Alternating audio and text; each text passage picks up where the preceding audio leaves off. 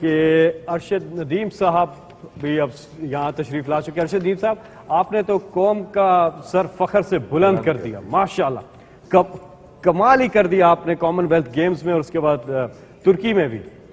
تو بتائیں گے آپ کہ آپ تو انجرڈ کے باوجود آپ نے جو ہے گولڈ میڈل جیتا. ماشاءاللہ آپ میں بڑا ٹیلنٹ ہوگا جو آپ نے جاتے ساتھ ہی بہت مبارک.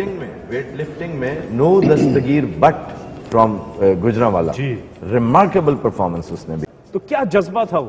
بالکل سر، جیسا کہ آپ کو پتا ہے ملے ٹوکیو اولمپکس کے بعد انجری سے بڑا پینک کیا. اور ناظرین اکرام، چھوٹی سی ویڈیو آپ کی نظر.